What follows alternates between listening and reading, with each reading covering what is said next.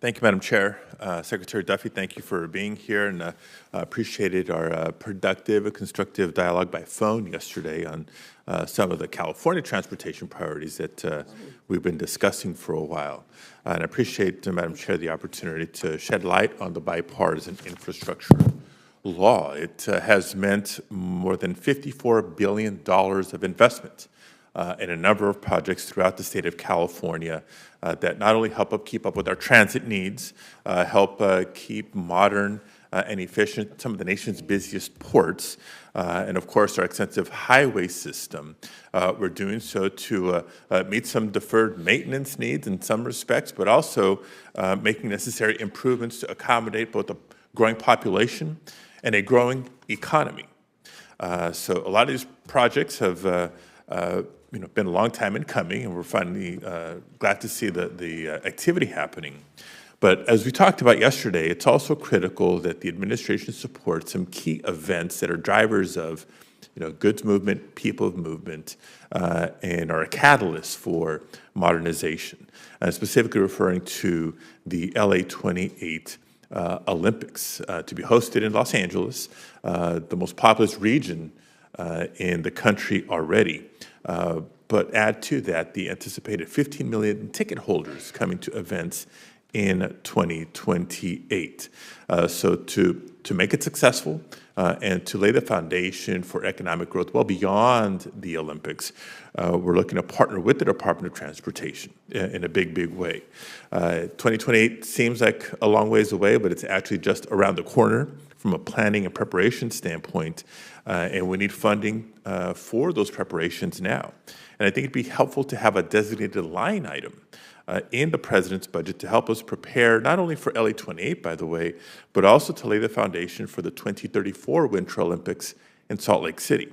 So long an intro to ask you what you might be able to provide in terms of an update on your work to support the Olympics in 2028, including any work with the OMB to develop funding proposals for the Olympics. Yeah, I appreciate the question, Senator. And again, it is the Olympics that are going to be hosted in LA, but in America.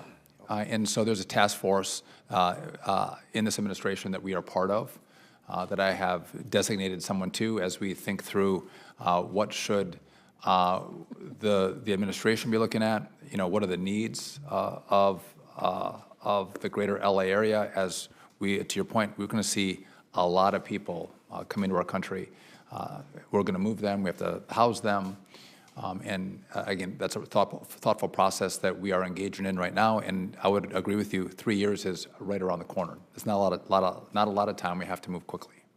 Move them, house them, and help maintain safe and secure events around the Olympics.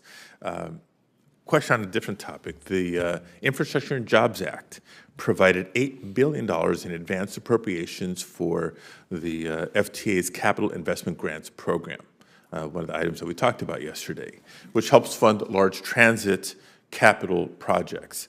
Projects make their way through the pipeline after already rigorous review on their merit and their feasibility. And there's a number of critical projects in California making their way through the pipeline as we speak.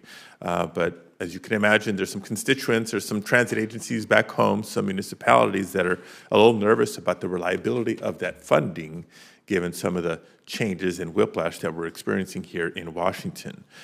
As your team executes the program, can you assure us that the review process and just the awarding of funds going forward will continue to simply be based on merit?